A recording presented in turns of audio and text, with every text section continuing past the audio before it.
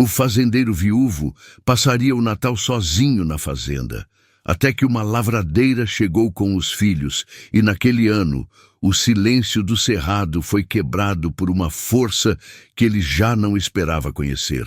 Você lembra de um tempo em que o Natal não era sobre luzes piscando, mas sobre a força da terra e o calor do fogão a lenha? É para esse tempo que voltamos. Para a fazenda Olho d'Água, onde a poeira vermelha se levantava ao menor sopro do vento de dezembro e onde João, o fazendeiro, se preparava para enfrentar mais um final de ano dominado pela ausência. Se essa história toca seu coração, já deixe seu like aqui. Comente de qual cidade você está assistindo para sabermos até onde essa mensagem de esperança chega. E se inscreva no canal para não perder o desenrolar desta jornada de redescoberta humana. João não era um homem velho, mas o luto de 3 anos tinha lhe dado uma pátina de idade que a cronologia não justificava. Ele tinha 52, ombros largos e uma testa marcada por rugas profundas, fruto mais da preocupação e da saudade do que do sol inclemente. Sua esposa, Maria, tinha sido o eixo daquela propriedade, a responsável pela coragem das flores que se recusavam a morrer perto da varanda e pela voz suave que ditava o ritmo da vida. Desde que ela se fora, levada por uma febre rápida e cruel, João tinha se enclausurado em uma rotina áspera que começava ao nascer do sol, com o cheiro forte do café coado em pano e terminava cedo, na penumbra da sala grande e vazia. A fazenda era vasta, mas o casebre principal parecia encolhido sob o peso do vazio. O rancho dos peões estava silencioso, pois João havia dispensado a maioria dos trabalhadores depois da última colheita de milho, incapaz de suportar a alegria alheia ou mesmo a simples conversa. O Natal estava a menos de 3 semanas, e o máximo de celebração que ele planejava era abrir uma garrafa de cachaça boa e olhar para a moldura da foto de Maria ao lado da lareira fria. Naquela tarde específica, o ar estava particularmente denso, carregado com o aroma seco da palha queimada de algum vizinho distante. João estava no curral, reparando uma cerca que o tempo e o gado teimavam em derrubar. O som do martelo contra a madeira era rítmico, o único som a rivalizar com o zumbido insistente das cigarras no cerrado. Ele estava completamente absorvido na tarefa, suas mãos calejadas, trabalhando com uma eficiência mecânica, quando o som quebrou. Não era o barulho de um motor, nem o trote familiar dos cavalos da fazenda. Era o ranger lento e desesperado de um carro de boi velho, puxando-se com dificuldade pela estrada de terra que ligava a propriedade à BR. João parou o martelo no ar e ergueu o olhar.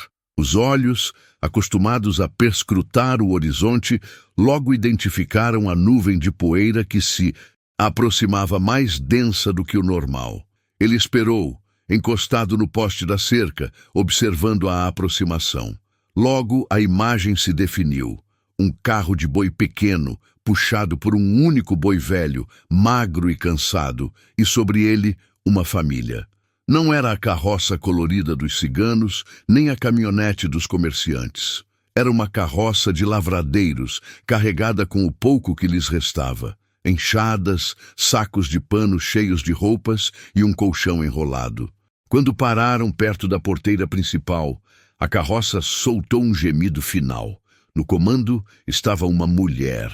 João a estudou por um momento antes de se mover.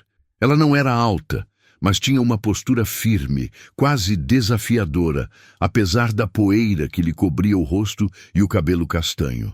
Seus braços estavam tensos, sustentando um bebê que dormia, e ao seu lado, 2 crianças, um menino de uns 10 anos, franzino e de olhar desconfiado, e uma menina menor, que segurava uma boneca de retalhos com a força de quem teme perder a última coisa valiosa do mundo.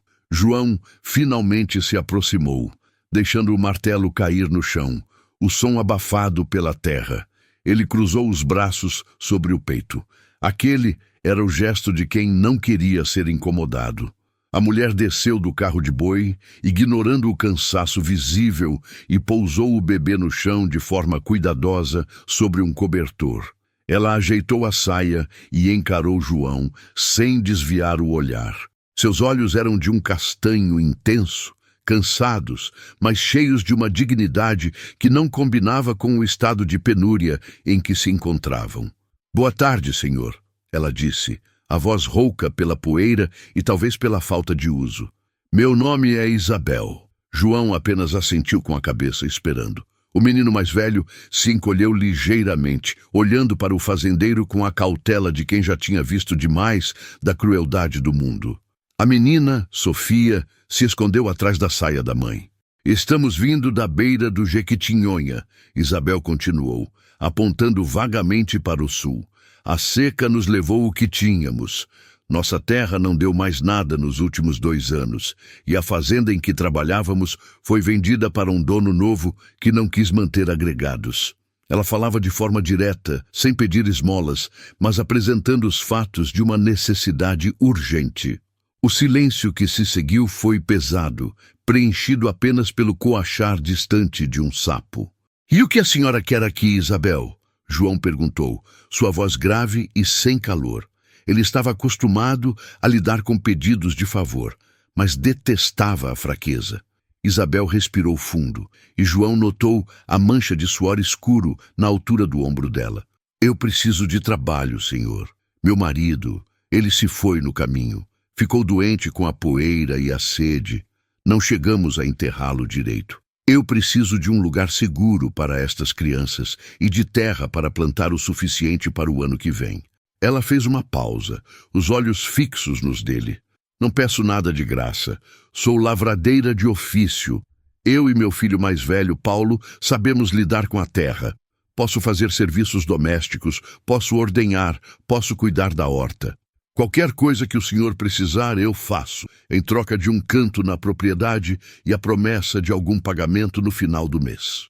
João olhou para a família. Viu as crianças magras, a pele delas parecendo de papel de tão fina. O bebê, que ainda dormia, parecia pequeno demais para a força que a mãe emanava. A verdade era que ele precisava de ajuda. A fazenda estava caindo aos pedaços pela falta de manutenção. Mas permitir que estranhos entrassem, especialmente uma mulher com 3 crianças pequenas, era permitir que o vazio que ele cultivava fosse perturbado. Era como abrir a porta para a vida, e ele havia jurado que aquela porta ficaria trancada para sempre desde a partida de Maria. "Não preciso de agregados, Isabel", ele disse, tentando soar final. "A fazenda é grande, mas eu dou conta sozinho do essencial.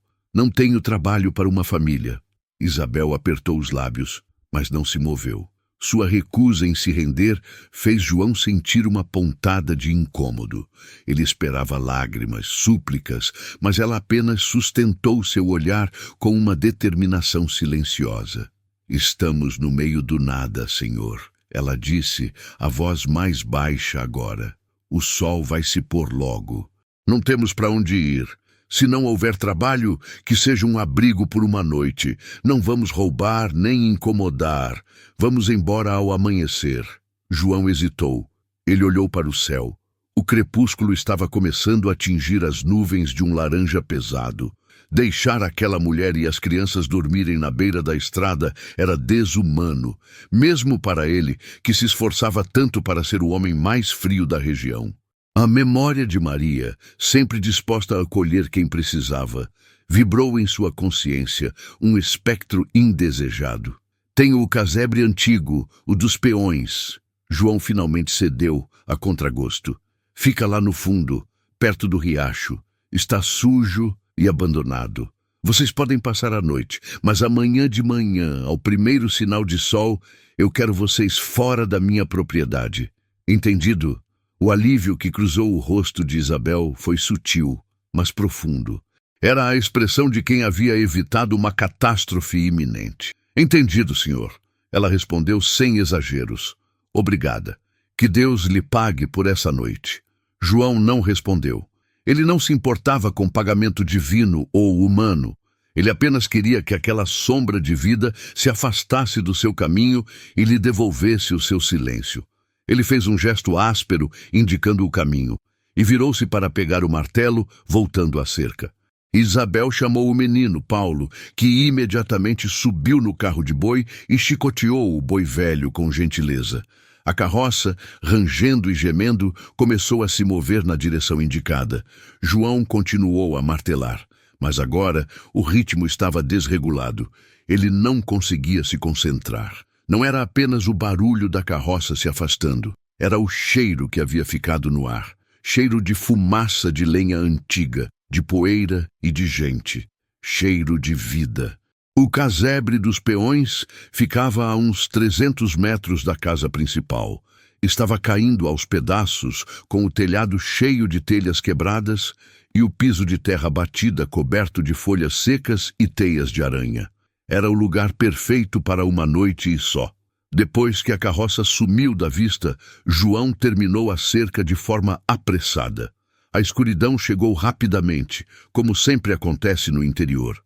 Ele trancou a casa principal, acendeu o lampião na cozinha e esquentou o café velho.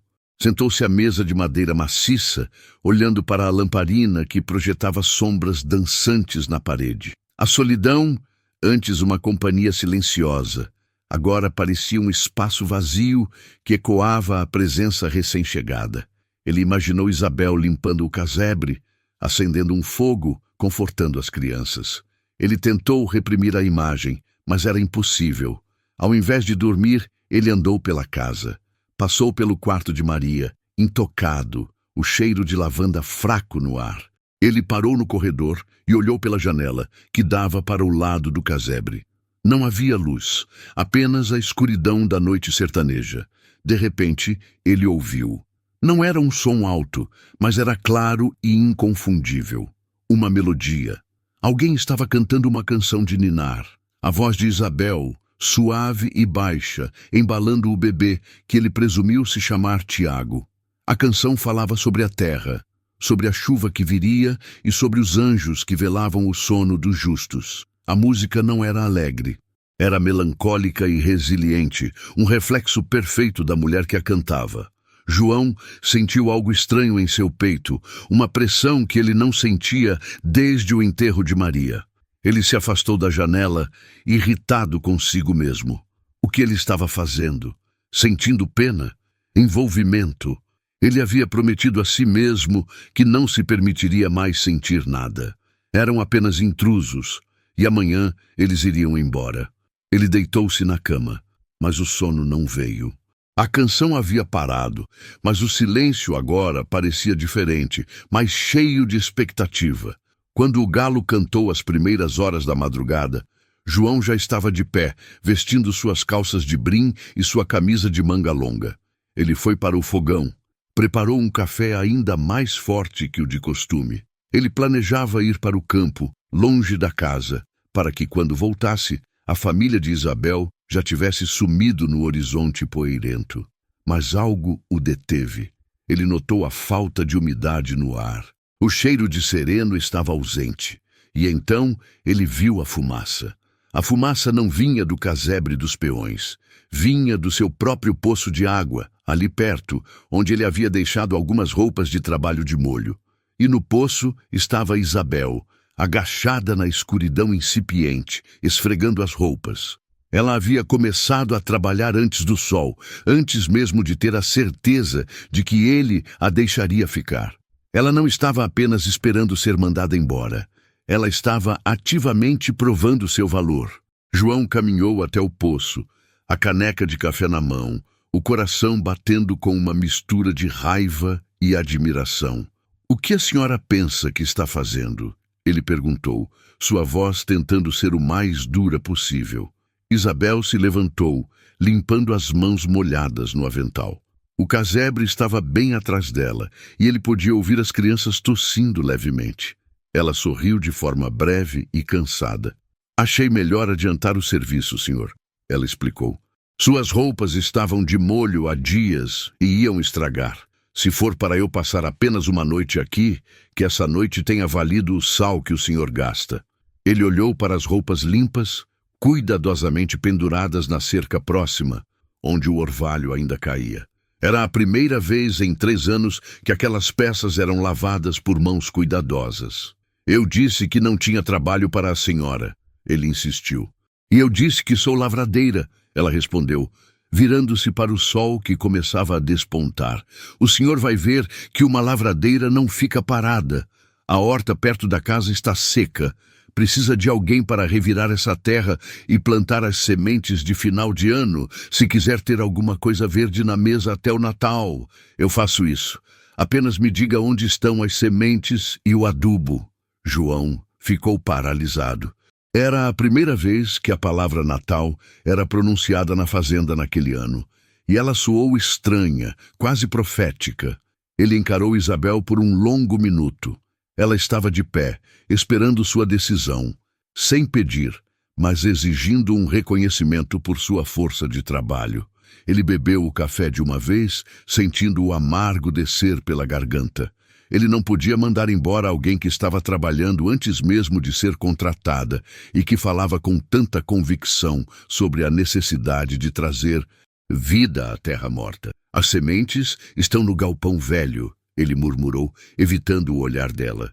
Ao lado da ferramenta de arar, o adubo está misturado com esterco no fundo do pasto. Isabel sorriu, desta vez de forma mais genuína, e era um sorriso que iluminava o rosto exausto. Era o sorriso de quem acabara de conquistar uma pequena, mas vital vitória. Obrigada, senhor, ela disse. Eu prometo que a terra vai sorrir para o Natal. Mas João virou as costas e caminhou de volta para a casa, sentindo o peso da promessa dela. Ele não sabia se a terra sorriria, mas ele sabia que o seu coração, endurecido pelo luto, tinha acabado de receber a primeira rachadura em 3 longos anos.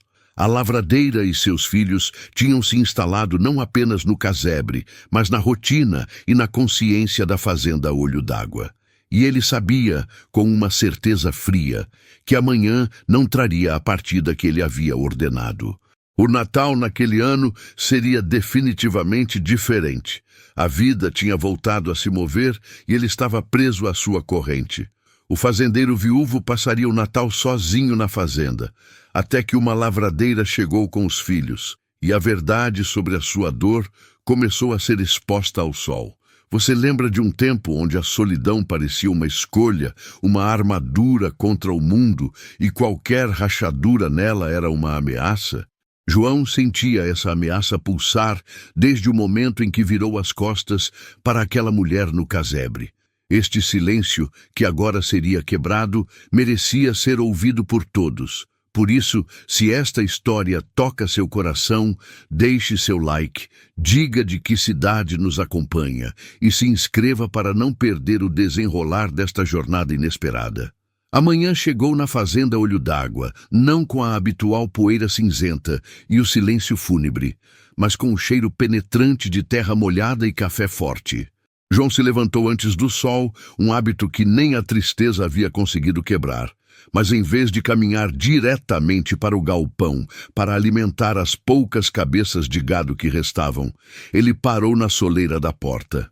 O casebre, a 100 metros, parecia ter acordado antes da própria fazenda. Uma fumaça preguiçosa subia pela chaminé torta, e a silhueta de Isabel já estava no campo recém-preparado. Ela não esperou pela manhã. Atacou a terra sob a luz esmaecida do amanhecer. Os meninos, ele notou, estavam com ela. O mais velho, Lucas, segurava o cabo do arado com surpreendente firmeza, enquanto o menor, Tiago, parecia ocupado, espalhando algo que João reconheceu ser o esterco misturado. Não era um trabalho delicado. Era um trabalho urgente, bruto, feito por quem sabia que a sobrevivência dependia daquele ato de semeadura. João ficou ali, imóvel, observando. Ele havia pensado que, com a manhã, a lavradeira teria arrumado suas coisas, percebendo o quão inútil era lutar contra a indiferença de um homem que só desejava o esquecimento. Mas Isabel não lutava contra a indiferença. Ela simplesmente a ignorava. Ela lutava contra a terra dura, contra a fome que ela carregava nas costas e contra o tempo que corria. Ele desceu. Não havia como ignorar o som da enxada batendo ritmicamente contra a argila compactada. O ruído era a antítese do silêncio que ele cultivava. Quando se aproximou, o sol começou a subir, dourando o campo. João sentiu o cheiro da terra exposta, um cheiro que ele havia esquecido, o cheiro da esperança mineral. Não está chovendo, ele disse, sua voz rouca de desuso. Ele não estava fazendo uma pergunta, estava constatando o óbvio, talvez buscando um motivo técnico para interromper o trabalho. Isabel se endireitou, passando a mão suja na testa. Os olhos dela eram claros, diretos. É semente de milho para ser plantada antes da chuva vir, senhor João. Se esperarmos, o sol queima. E nós não podemos esperar. É preciso apressar a vida. Ele engoliu em seco. Apavorava-o a facilidade com que ela usava a palavra vida em um lugar que ele tinha se esforçado tanto para transformar em um cemitério de memórias. Eu disse que vocês podiam ficar. Ele corrigiu firme. Eu não disse para plantarem um campo inteiro. Isabel apontou para a terra revolvida. O Senhor me deu as sementes e me deu o adubo. A fazenda precisa viver. Se eu fizesse apenas o suficiente para uma horta, seria preguiça. Se eu fizer tudo o que puder, será serviço. O senhor não quer que eu trabalhe, senhor João. Era uma armadilha retórica perfeita. Se ele dissesse que não, estaria renegando a pouca dignidade que havia restado em sua alma ao permitir que ficassem. Se dissesse que sim, estaria permitindo que ela se enraizasse na fazenda Olho d'Água. Apenas obedeça às minhas ordens, ele bufou, frustrado por não encontrar uma falha na lógica dela. Ele mudou de tática. Vocês comeram?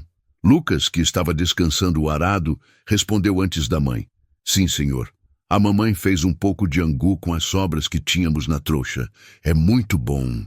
O rosto de João amoleceu minimamente ao ver o entusiasmo do menino. Ele percebeu que eles tinham trazido seus próprios víveres, não esperando nada dele.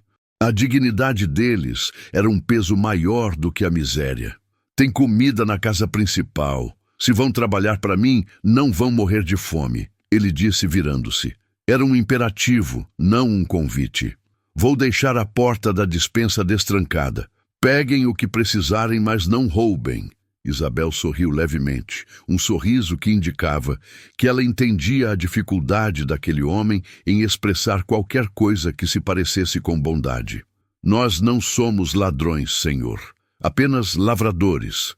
Aquele dia foi o ponto de inflexão mais silencioso da vida de João. Ele se retirou para a casa principal, mas não conseguiu ficar em paz. O barulho do trabalho o alcançava, e não era um ruído opressor, mas um som de construção, de reparo. Ele se pegou limpando a janela empoeirada para ter uma visão melhor do campo. Ao meio-dia, o sol estava a pino, e o ritmo do trabalho diminuiu. João viu Isabel guiar os meninos para o casebre. O cheiro de mato seco foi substituído pelo cheiro de lenha queimando, e logo depois por um aroma familiar e esquecido. Feijão cozinhando em fogo lento, temperado com cebola. O estômago de João roncou alto no silêncio da sua cozinha vazia. Ele não se atreveu a ir até lá. Ele comeu pão duro e queijo seco, como fazia todos os dias, mas o sabor era de cinzas, comparado ao que ele imaginava que Isabel estava servindo aos filhos. À tarde, o trabalho recomeçou. João decidiu que precisava de uma desculpa para supervisioná-los de perto.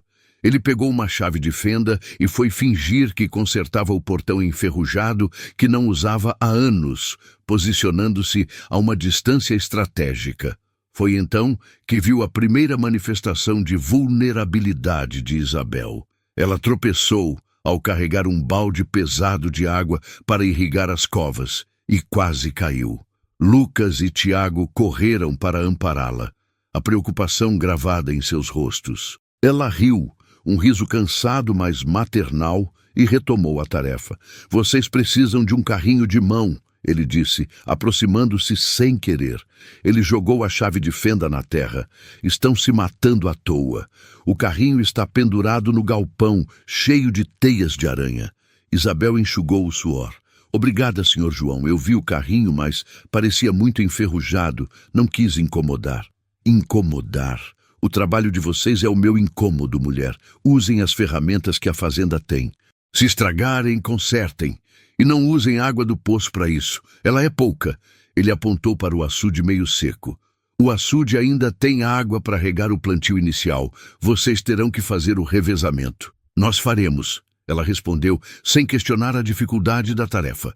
Era a aceitação tranquila de quem estava habituada a enfrentar gigantes com as próprias mãos. Ele caminhou com ela até o açude e, enquanto lhe mostrava como puxar a água sem entupir a mangueira velha, ele percebeu algo estranho.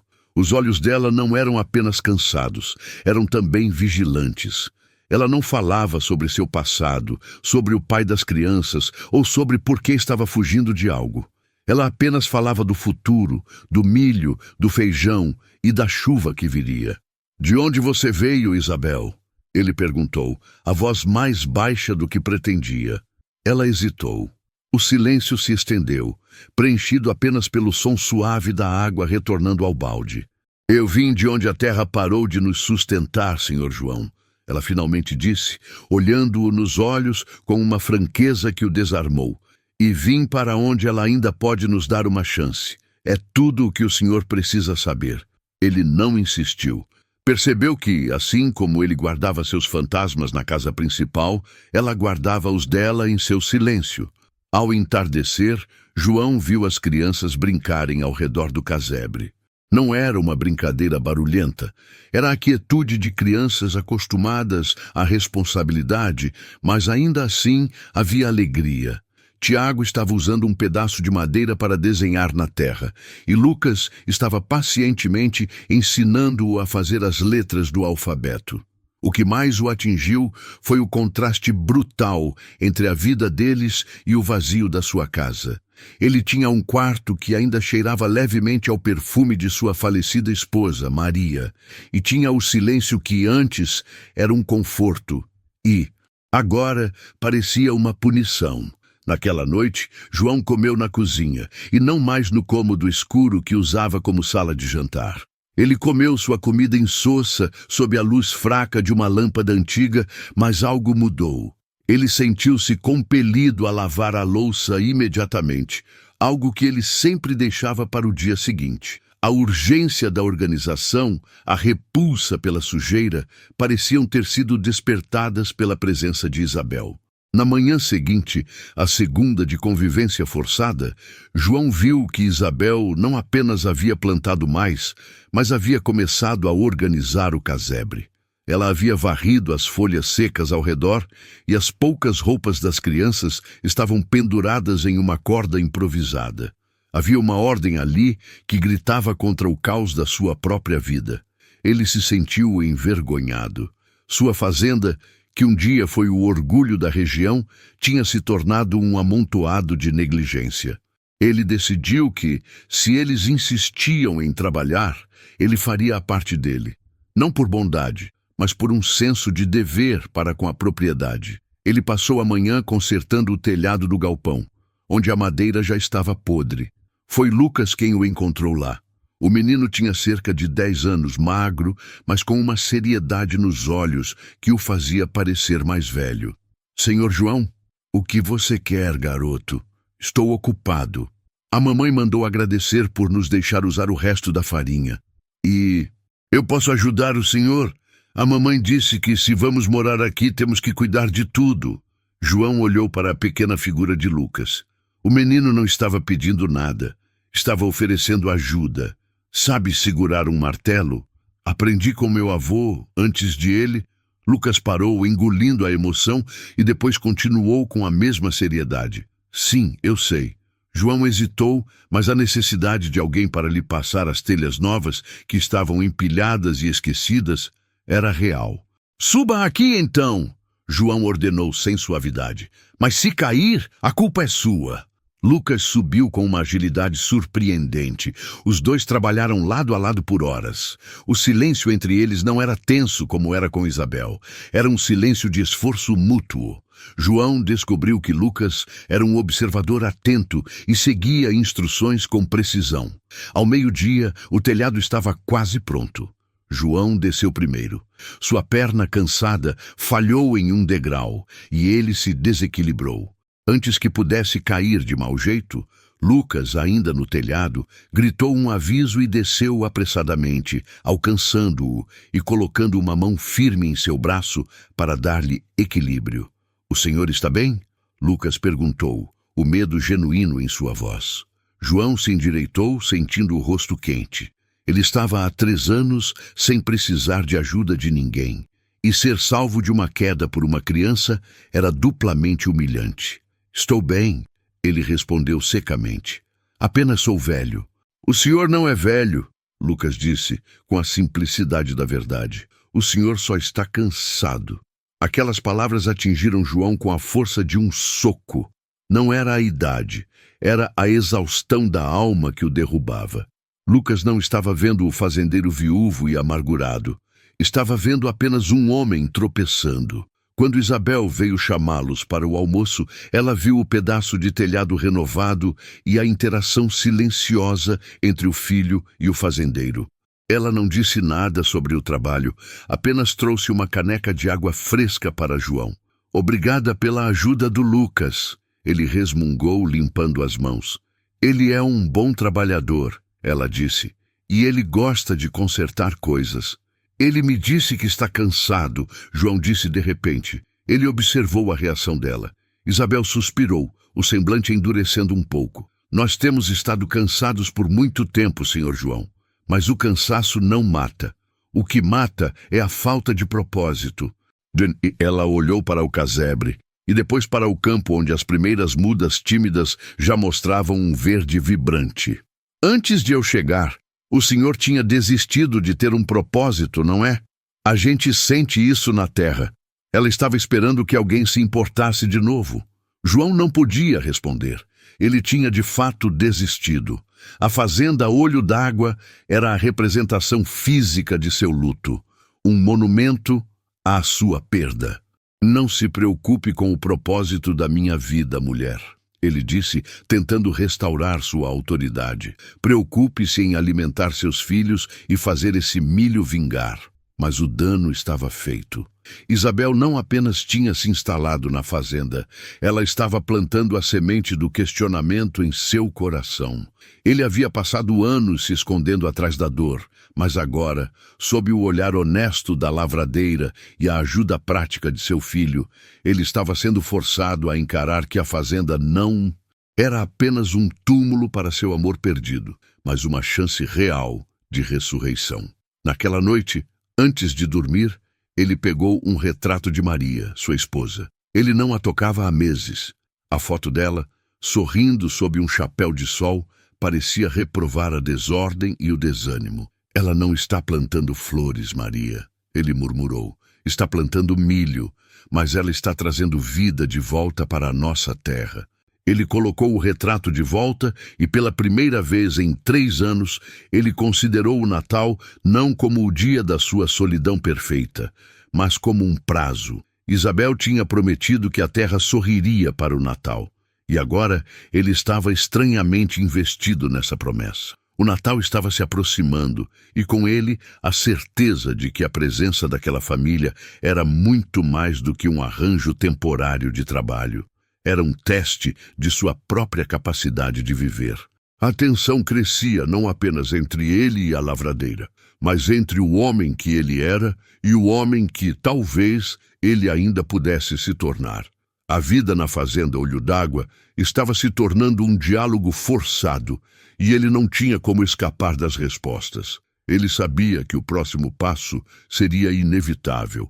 Ele teria que interagir com a dor dela, assim como ela estava interagindo com a sua. O fazendeiro viúvo passaria o Natal sozinho na fazenda, até que uma lavradeira chegou com os filhos e ele percebeu que o silêncio que ele tanto amava era, na verdade, um muro frio. Você lembra de um tempo em que as tragédias pessoais eram escondidas sob a fachada da força bruta, onde lamentar era sinal de fraqueza e a única coisa que importava era manter a terra produzindo? Se você valoriza essas histórias de resiliência e a força silenciosa do campo, deixe o seu like aqui e me diga de qual cidade está assistindo. Isso ajuda a levar essa história adiante e a mostrar que a fé move montanhas, mesmo que essas montanhas sejam feitas de ressentimento e terra seca. Se inscreva no canal para não perder o que acontece com essa família, porque o que Elias fez a seguir foi o mais difícil de sua vida. Elias sabia que o próximo passo seria inevitável. Ele teria que interagir com a dor dela, assim como ela estava interagindo com a sua. Essa realização veio com o peso de uma sacaria de grãos. Ele observava Isabel dobrar o corpo sobre a terra, sob o sol do meio-dia, movendo-se com uma precisão mecânica. Não havia lamento em seus movimentos, apenas uma determinação férrea que Elias reconhecia bem, pois era a mesma que o mantinha vivo, ainda que vazio. Ele notou, porém, que ela segurava o lado direito do corpo de forma estranha ao se levantar. O dia estava particularmente quente.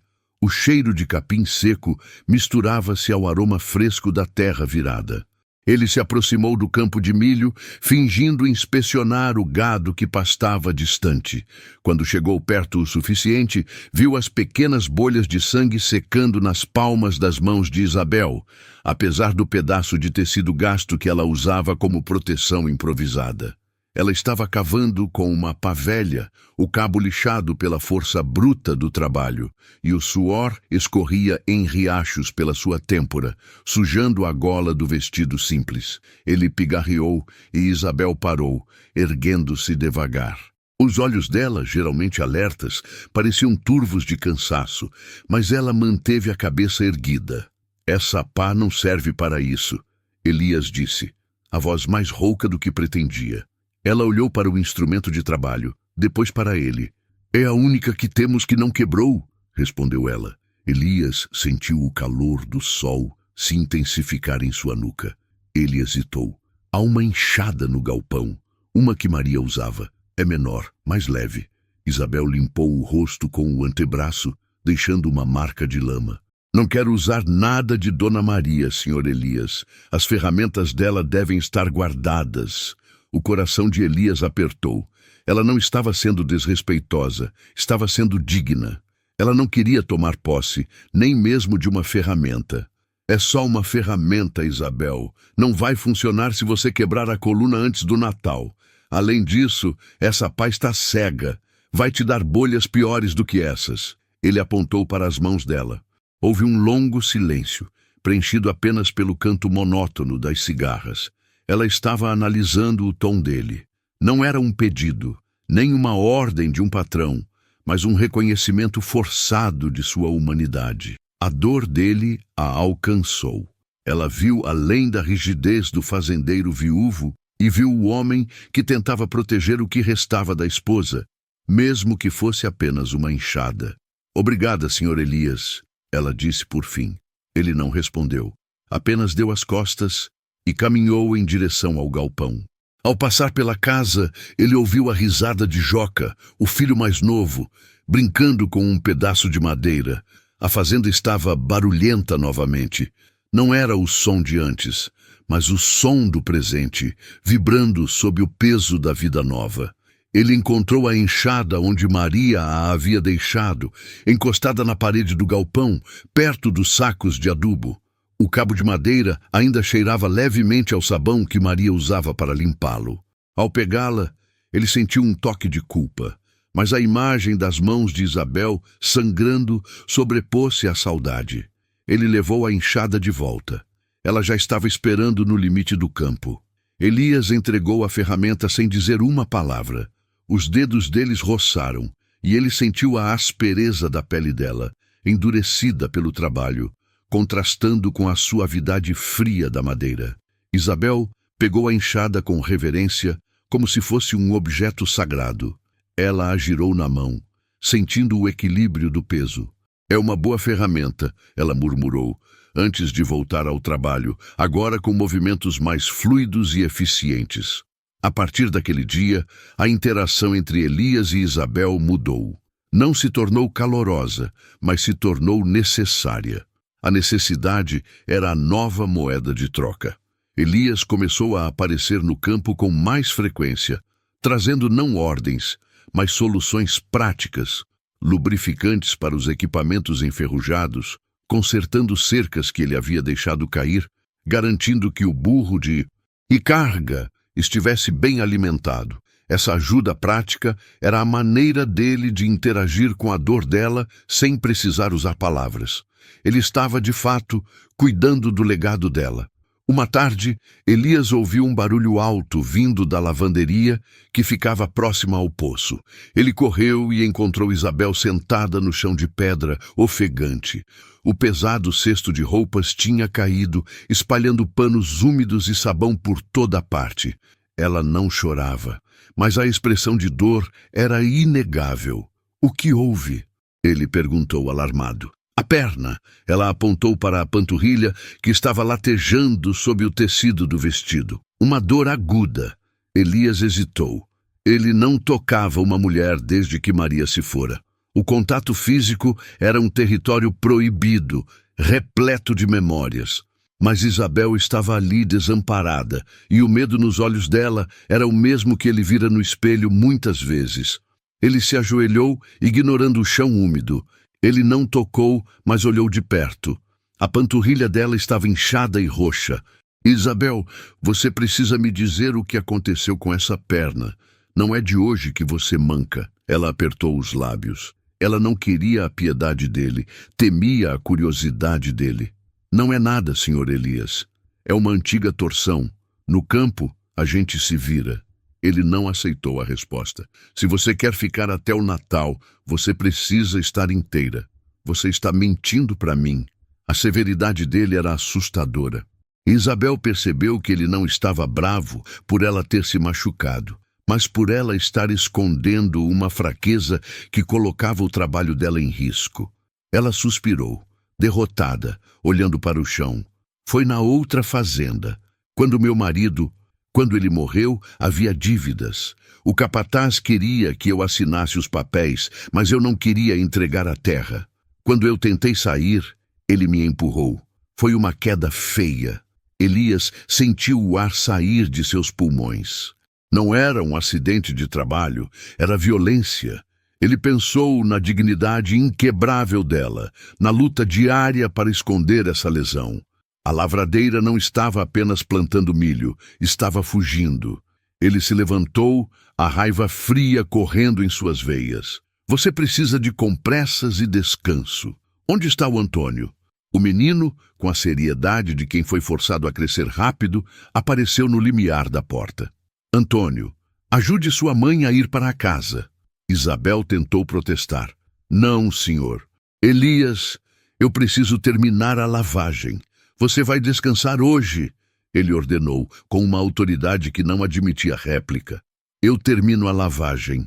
Isabel olhou para ele incrédula. "Elias, o fazendeiro viúvo, terminando a lavagem de sua roupa? Não olhe para mim como se eu estivesse fazendo um favor especial," ele disse mal-humorado. "Se a lavagem não for feita, o cheiro de suor vai infestar a casa, e eu não aguento mais esse cheiro." Antônio e as meninas ajudaram Isabel a se apoiar na varanda da casa dos fundos. Elias, por sua vez, vestiu uma camisa velha e se dirigiu à lavanderia. O silêncio do fim da tarde foi quebrado pelo som incomum de um homem esfregando roupas de algodão. Era um trabalho pesado e sujo, e Elias descobriu rapidamente que lavar roupas era mais cansativo do que virar o solo. Seus dedos ficaram enrugados, e o cheiro de sabão de coco invadiu suas narinas. Enquanto esfregava as peças, ele encontrou uma pequena camisa infantil, remendada com cuidado. Ele a segurou, imaginando o esforço de Isabel para manter a dignidade daquelas crianças, mesmo na miséria. Quando terminou, ele pendurou as roupas no varal improvisado. O sol se punha, tingindo o céu de laranja e roxo. As roupas balançavam suavemente ao vento e ele olhou para elas. Era a primeira vez em anos que o varal da fazenda Olho d'Água estava cheio. Cheio de vida, cheio de esforço, cheio de esperança emprestada. Naquela noite, Elias sentou-se na varanda principal. olhando para as luzes acesas na casa dos fundos. Isabel estava deitada, com a perna enfaixada. As crianças estavam estranhamente quietas. Antônio se aproximou dele timidamente, carregando um pequeno pedaço de papel dobrado. Senhor Elias, minha mãe pediu para que o senhor lesse isso. Elias pegou o papel. Era um desenho. Um esboço a carvão, feito por Isabel, de um campo de milho crescendo com o sol alto. No canto inferior, uma pequena frase. Obrigada pela enxada e pelo descanso. Ele sentiu uma pontada de emoção que não era tristeza, mas um reconhecimento bruto. Essa mulher não queria a casa dele, nem o dinheiro dele. Ela queria apenas a chance de trabalhar e se curar em paz. Ele chamou Antônio de volta. Diga à sua mãe que a perna dela é mais importante que o milho e que ela não precisa me agradecer. Mas a troca havia sido feita. Elias havia compartilhado sua força e Isabel havia compartilhado sua verdade. Os dias seguintes foram de rápida transformação. Com Isabel parcialmente fora de serviço, Elias teve que supervisionar o plantio de perto, o que o forçou a interagir diariamente com a terra de uma forma que ele vinha evitando desde a morte de Maria. Ele começou a notar os detalhes. A maneira como o orvalho da manhã cobria as folhas jovens, o som dos grilos ao anoitecer, a terra solta e fértil sob seus pés. Isabel, mesmo descansando, não parou. Ela ensinava as filhas a trançar palha e a limpar feijões para o estoque, tudo da varanda. Ela cantava hinos baixinho, melodias antigas sobre a colheita e a bondade de Deus. Elias odiava música na fazenda. Maria cantava, e o silêncio após sua morte era uma homenagem dolorosa. Mas as canções de Isabel eram diferentes. Não eram alegres, mas eram resilientes. Falavam de raízes profundas que aguentavam a seca. A presença dela começou a desmantelar a solidão de Elias de formas sutis e profundas. Ele começou a cozinhar mais, pois cozinhar para 4 bocas famintas era mais fácil do que cozinhar para um homem que mal sentia o gosto da comida. Ele observava a alegria das crianças diante de um prato simples de arroz e feijão com carne seca. Um dia, ao preparar o almoço, ele se pegou sorrindo. Joca havia tentado ajudar a descascar batatas e havia espalhado as cascas por toda a cozinha. A raiva de Elias não veio. Veio apenas uma nostalgia melancólica. Maria sempre sonhou em ter crianças correndo na cozinha. Essa noite Elias pegou o retrato de Maria novamente. Ele o segurou por mais tempo, estudando o sorriso dela. Maria, eu não estou substituindo você, ele sussurrou. Eu estou sobrevivendo. E talvez estou ajudando alguém a sobreviver também. A tensão, no entanto, não era apenas de cura. Era também de perigo. O tempo estava passando. Faltava pouco mais de uma semana para o Natal. O campo estava verde. O milho estava forte. E Isabel estava quase curada. Mas Elias sabia que a presença dela era um ímã para o perigo. Se ela estava fugindo, quanto tempo levaria para que seus perseguidores a encontrassem? Ele tinha que tomar uma decisão. Deixá-la ir antes que fosse tarde, ou arriscar-se a protegê-los. Proteger uma família que não era a sua era um fardo que ele havia prometido a si mesmo nunca mais carregar. Uma manhã fria, antes do nascer do sol, Elias encontrou Isabel no poço. Ela estava puxando o balde sozinha, e a dor no seu rosto indicava que a perna ainda não estava totalmente recuperada. Elias se aproximou. Deixe-me fazer isso, ele disse. Enquanto ele puxava a corda, ele a ouviu hesitar. Senhor, Elias, eu tenho que lhe dizer a verdade. Sobre o Natal. Ele parou, a corda tensa em suas mãos. A terra já está sorrindo, não é? Ela perguntou, os olhos fixos na horta revigorada. Sim, está, ele admitiu. Então, o nosso trato vai acabar. Eu prometi ao meu marido que, se pudéssemos colher algo no Natal, nós teríamos conseguido. Mas eu não tenho mais para onde ir. O silêncio engoliu a fazenda. Elias viu o medo em sua forma mais pura nos olhos de Isabel. Não era medo de morrer, mas medo de falhar com os filhos. Eu não posso mandar vocês embora, ele disse, a voz baixa, mas firme. Você está se recuperando. As crianças precisam de estabilidade. Isabel balançou a cabeça. Não é sobre o que o Senhor pode fazer, Senhor Elias. É sobre o que o Senhor não pode fazer. Eu fugi de dívidas pesadas, dívidas com gente ruim. Se eles me encontrarem aqui, eles vão queimar tudo. Eles não vão se importar com o Senhor nem com sua terra. A revelação foi um golpe físico. Elias não estava apenas hospedando uma lavradeira. Ele estava escondendo uma fugitiva. O muro que ele havia construído contra o mundo estava sendo atingido por uma ameaça real e violenta. Ele olhou para o horizonte, onde o sol começava a rasgar a escuridão. O milho de Isabel, o milho que representava sua ressurreição forçada, era também o farol que poderia atrair o desastre. Ele pegou o balde cheio d'água e o levou até o tanque, sem derramar uma gota.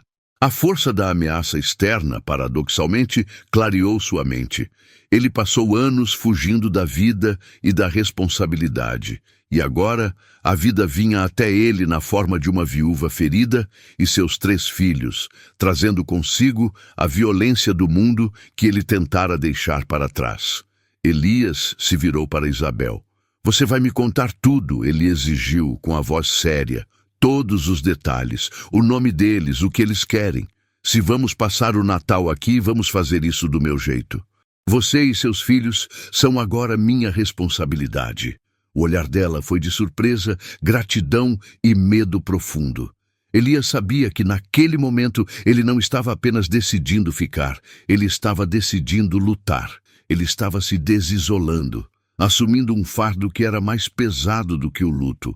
Ele estava escolhendo a vida, mesmo que a vida viesse armada e ameaçadora.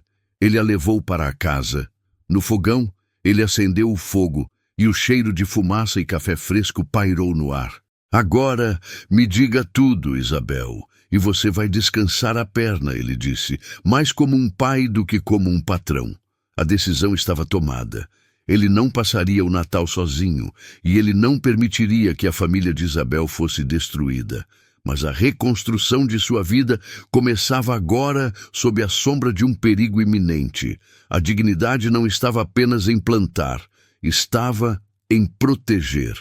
E Elias, o viúvo que se achava quebrado, estava prestes a descobrir que sua força adormecida era a única coisa que podia salvar aquela terra e aquelas vidas.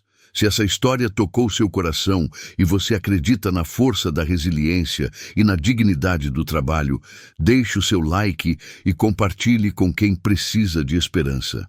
Se inscreva no canal para saber como Elias enfrentará os homens que buscam Isabel e se a fazenda Olho d'Água conseguirá, de fato, ter um Natal de paz.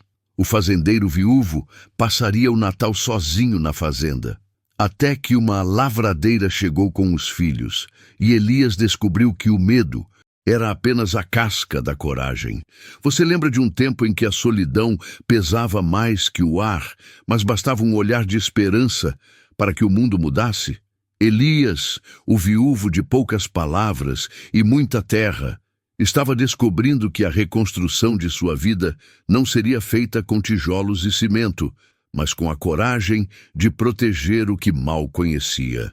Se você acredita na força da resiliência e na dignidade do trabalho, deixe o seu like e comente de qual cidade está acompanhando essa história.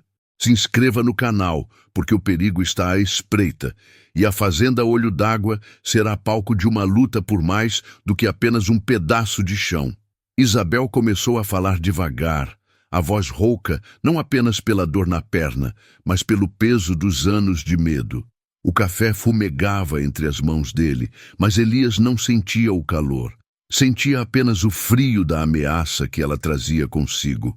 Ela era forte. Ele sabia disso pelo jeito que manejou o facão, mas a força dela era física. E o inimigo que ela descrevia era o tipo que se escondia sob a sombra da lei e do poder. Não eram apenas capangas, eram homens de um grande fazendeiro vizinho, o coronel Almeida, que tinha um apetite insaciável por terras e, pior, por controle. Isabel não estava fugindo de uma dívida de trabalho, mas sim da crueldade implacável do capataz, um homem conhecido por sua violência e por tratar as lavradeiras como propriedade. Ela tinha recusado as investidas dele, tinha se rebelado contra a fome e a opressão, e por isso ele a tinha marcado. Eles tinham queimado a pequena casa dela na beira da estrada. Os filhos, ela murmurou, foram a única razão de ter corrido sem olhar para trás. O cheiro do café se misturou ao cheiro de creolina que Elias aplicava na ferida da perna dela. Uma ferida profunda que precisaria de mais do que um unguento caseiro. Ele ouvia, calado, a descrição de uma vida de miséria e de luta que ele, mesmo na viuvez e na solidão da sua fazenda, jamais poderia ter imaginado. Havia uma diferença entre a tristeza imposta pela natureza, como a seca ou a doença, e a maldade imposta pelo homem. Elias apertou os lábios. O coronel Almeida era um nome que circulava nas conversas da cidade, sinônimo de poder corrupto. Um homem que não aceitava não como resposta. E agora, o não de Isabel e a sua presença na fazenda Olho d'Água eram um desafio direto à autoridade daquele coronel. Elias percebeu a gravidade da situação. Ele estava abrigando um fugitivo de um poder local que ele não tinha como enfrentar de igual para igual. Ela terminou a história com um soluço abafado, os olhos marejados de culpa e gratidão. Eu sinto muito ter trazido isso para sua casa, seu Elias. Eu devia ter continuado correndo. Ele a encarou, a luz fraca da lamparina destacando as linhas de cansaço no rosto dela e a determinação que ainda brilhava em seus olhos. Não lamente sua coragem, Isabel. Você lutou por seus filhos, e enquanto você estiver sob o meu teto, eu sou responsável. Você é minha lavradeira e eu sou seu patrão. E aqui nesta terra ninguém mais manda a não ser eu. Aquele era o momento crucial em que a compaixão virava compromisso. Elias não estava apenas dando abrigo, estava declarando guerra. Ele sabia que os homens do coronel Almeida iriam procurar Isabel na região. E se tivessem visto a fumaça ou ouvido boatos, a fazenda Olho d'Água era um ponto de parada provável. Ele precisava agir, e agir rápido. Ele levantou-se, a velha espingarda de caça que jazia esquecida sobre o armário, agora parecia o único consolo. Ele a pegou, o peso frio do metal lhe trazendo uma lembrança gélida da juventude quando caçava para sobreviver e não para defender. O sol estava prestes a nascer e a neblina rastejava pelo chão. Elias saiu para o quintal, inspecionando cada cerca, cada ponto cego. A fazenda era grande e isolada, um benefício e uma maldição. Se viessem, ele teria tempo de reação, mas estaria completamente sozinho. Ele foi até o barracão onde as crianças dormiam, encolhidas sob cobertores de lã de carneiro. O som suave da respiração dos 3 pequenos corações encheu o peito de Elias de uma força inesperada. Eles não eram apenas a prole de sua nova lavradeira. Eram a prova palpável de que a vida continuava, de que havia futuro para além de seu luto e de suas cinzas. Ele jurou protegê-los. Naquele dia, a rotina da fazenda mudou radicalmente. O trabalho na lavoura, embora essencial, tornou-se secundário à preparação para a defesa.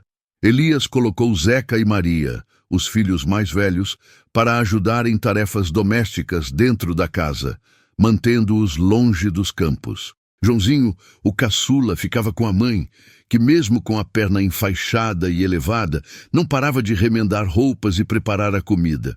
O cheiro de pão assando no forno de barro, uma novidade bem-vinda, perfumava a casa. Isabel, mesmo debilitada, irradiava uma energia de gratidão e trabalho que contagiava Elias. Ele passou a tarde limpando e lubrificando a espingarda, certificando-se de que a munição antiga ainda servia. O som metálico dos mecanismos sendo ajustados ecoava na cozinha, um som duro de preparação. contrastando com o riso infantil que vinha do quarto. Ele instalou trancas adicionais nas portas e janelas. Não era paranoia, era precaução contra a maldade que ela descreveu, a maldade que não respeitava propriedade ou dignidade. À noite, sentados à mesa, Elias e Isabel traçaram um plano.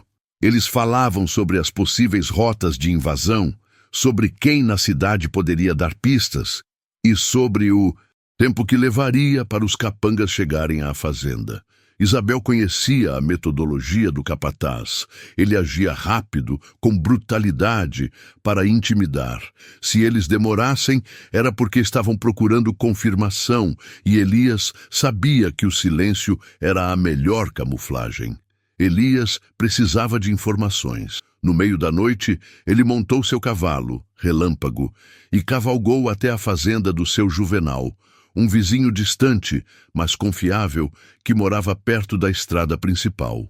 Juvenal era um homem velho e discreto, que tinha os ouvidos atentos aos boatos da cidade. Elias não lhe contou toda a verdade, apenas que estava preocupado com a segurança da sua nova lavradeira e seus filhos, mencionando vagamente a malandragem do coronel Almeida.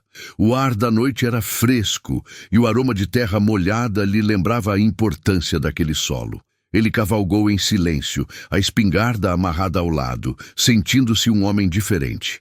Não mais um viúvo recluso, mas um protetor. Juvenal, um homem sábio e cheio de rugas, recebeu Elias com uma xícara de chá amargo. Havia algo de estranho no ar, Elias. O capataz e 2 homens dele foram vistos ontem à tarde perto do rio. Eles não estavam caçando, estavam procurando algo ou alguém.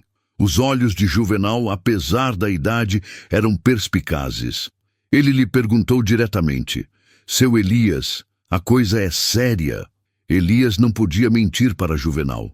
"É mais do que séria, Juvenal. É uma questão de dignidade. Eu abriguei uma família em apuros."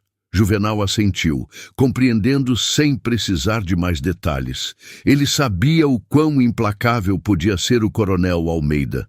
"Escute, Elias, se eles souberem que ela está aqui, eles virão antes do Natal. Eles gostam de demonstrar poder durante as festas, para que todos saibam quem manda. Eles vão esperar à noite. A única vantagem que você tem é esta: você está em casa e eles estão em campo aberto." Juvenal lhe ofereceu cartuchos extras de caça, dizendo que nunca se sabia quando um homem precisaria defender sua propriedade. Aquele gesto, silencioso e firme, foi o único apoio que Elias sentiu que teria. Ele não estava mais sozinho no espírito, mas a luta física seria sua.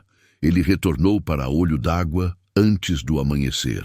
A fazenda estava imersa em um silêncio pesado. Isabel estava acordada, sentada perto da janela da cozinha, observando o nascer do sol tingir o céu de laranja e púrpura. Ela o viu chegar, o rosto tenso, e então o coração dele se apertou ao ver a preocupação dela. "Eles estão perto, Isabel. Tem 2 ou 3 homens procurando na beira do rio. Vão demorar para achar o rastro, mas vão achar." Isabel abaixou a cabeça, mas Elias não permitiu que ela caísse no desespero. "Não vamos fugir, Isabel. Não vamos dar a eles a satisfação de nos verem correndo. Esta terra é minha, e o direito de viver em paz é seu." Ele se aproximou, e pela primeira vez, a mão dele repousou levemente em seu ombro, não mais como um patrão, mas como um aliado, um protetor. Eles passaram o resto do dia na preparação final. Elias reforçou a casa com tudo o que pôde encontrar, escondendo as crianças no sótão, ensinando-lhes a ficarem em silêncio absoluto. A casa, antes um lar de luto vazio, agora fervilhava de vida e de tensão. O cheiro de pólvora, terra e o aroma doce dos pinheiros que Elias havia cortado para trazer um pouco do espírito de Natal para as crianças, um ato de coragem em meio ao terror, misturava-se no ar. O sol se pôs e uma escuridão sem estrelas cobriu a fazenda Olho d'Água. Elias e Isabel ficaram sentados na cozinha, a espingarda carregada entre eles. O silêncio era interrompido apenas pelo estalar da lenha no fogão. Eles não precisavam de palavras. A cumplicidade forjada pelo perigo era mais densa do que qualquer diálogo. Ele olhou para ela, para a mulher que, com a sua chegada, o havia forçado a reviver e a lutar. Ela tinha trazido o Natal em sua forma mais essencial, a promessa de vida e a necessidade de proteger essa promessa. Se essa história de coragem, dignidade e resiliência tocou seu coração, deixe o seu like e compartilhe com seus amigos. A escuridão chegou à fazenda Olho d'Água. Será que Elias e Isabel conseguirão sobreviver à noite e garantir um Natal de paz? Se inscreva no canal e prepare-se para o desfecho desta jornada. O fazendeiro viúvo passaria o Natal sozinho na fazenda, até que uma lavradeira chegou com os filhos e o forçou a lutar pela vida. Você lembra de um tempo em que a solidão era um manto confortável e o luto uma desculpa válida para o isolamento? A história de Elias, o fazendeiro de Olho d'Água, começou assim, mas o destino tinha outros planos, entregando-lhe uma família e uma guerra na véspera de Natal. Enquanto a noite engolia a fazenda, Elias e Isabel estavam sentados, ombro a ombro, o cheiro metálico da pólvora misturado ao aroma doce do pinheiro cortado, uma estranha promessa de vida em meio à preparação para a morte. Se a resiliência e a dignidade desta lavradeira e a coragem deste fazendeiro estão tocando seu coração, deixe o seu like agora. Comente de qual cidade você está assistindo para que possamos sentir a força dessa comunidade e se inscreva no canal para não perder o desfecho desta jornada. Eles esperaram. O tempo não era medido por horas, mas pela lentidão glacial de cada respiração. A tensão pairava, densa como um mormaço pré-chuva, até que a quietude da noite foi rasgada. Não foi um trovão, mas o ruído distante de motores mal cuidados, subindo a estrada de terra que levava ao portão. Isabel agarrou o braço de Elias, mas seus olhos, mesmo na escuridão, brilhavam com uma determinação fria. Ele sabia que a coragem dela não era a ausência de medo, mas a capacidade de agir apesar dele por causa de seus filhos. Elias segurou a espingarda, o peso familiar da coronha contra o ombro, um peso que ele havia esquecido que existia. As luzes fortes do jipe de Marcos e da caminhonete de apoio varreram a fachada da casa, pintando e apagando as janelas como flashes intermitentes. O veículo parou com um rangido de freios enferrujados.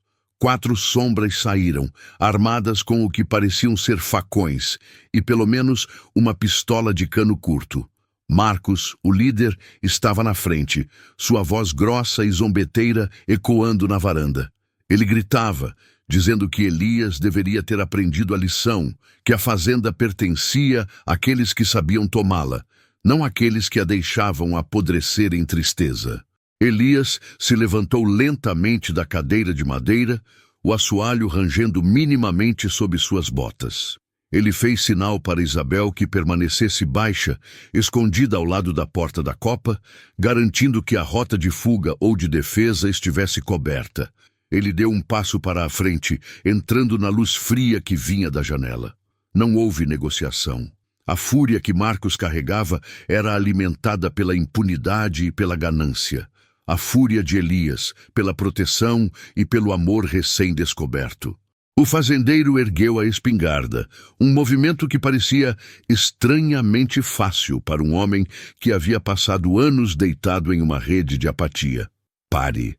A voz de Elias era baixa, mas carregada de uma autoridade que Marcos nunca havia ouvido antes. O silêncio que se seguiu foi quebrado apenas pelo soprar do vento nas árvores. Marcos riu, um som áspero e seco.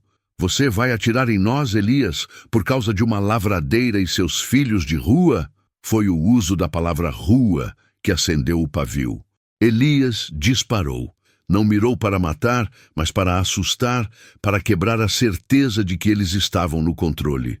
O tiro rasgou o ar, atingindo a roda do jipe com um estrondo ensurdecedor. O pneu explodiu. um som violento que estilhaçou o silêncio e a coragem dos capangas. Eles se dispersaram imediatamente procurando cobertura. Marcos, no entanto, cambaleou para trás, o choque puro de ser confrontado paralisando-o. Elias deu um segundo tiro, desta vez no ar, uma advertência final que chacoalhou as telhas. A disciplina dos bandidos, sempre frouxa, desmoronou. Eles não eram guerreiros, eram valentões. Marcos gritou, xingando, mas percebeu que a escuridão não era mais sua aliada, e o fazendeiro não era mais o fantasma que ele conhecia. Enquanto os outros dois capangas davam meia volta, apavorados, e corriam para a caminhonete, Marcos tentou pegar sua arma, mas a visão de Isabel emergindo da sombra, segurando o machado com a lâmina prateada refletindo a luz da lanterna, fez com que ele hesitasse. Ela não estava com medo. Ela estava pronta para defender aquela casa e seus filhos. O medo, mais potente que qualquer bala, venceu. Marcos viu que estava em menor número e em desvantagem moral. Ele gritou ordens vazias para seus homens e se jogou na caminhonete. O motor rugiu e eles desapareceram na escuridão da estrada de terra, deixando para trás o jipe destruído e a promessa silenciosa de não voltarem. A fazenda havia falado. O som dos motores sumiu e o silêncio voltou, mas era um silêncio diferente, carregado de adrenalina e da fumaça acre da pólvora. Elias baixou a espingarda, suas mãos tremiam, não de medo, mas da descarga brutal de emoção. Ele olhou para Isabel. Ela guardou o machado. Eles se encararam, ambos banhados pela luz fraca que vazava do fogão. — Você está bem? Ele perguntou, sua voz rouca. — Sim, estamos bem. Ela respondeu, seus olhos fixos nos dele, uma gratidão profunda e assustadora. Eles subiram as escadas sem pressa, mas com urgência. A porta do sótão foi aberta. As crianças, Cícero, Mariana e o pequeno Zé, estavam encolhidas sob um monte de cobertores.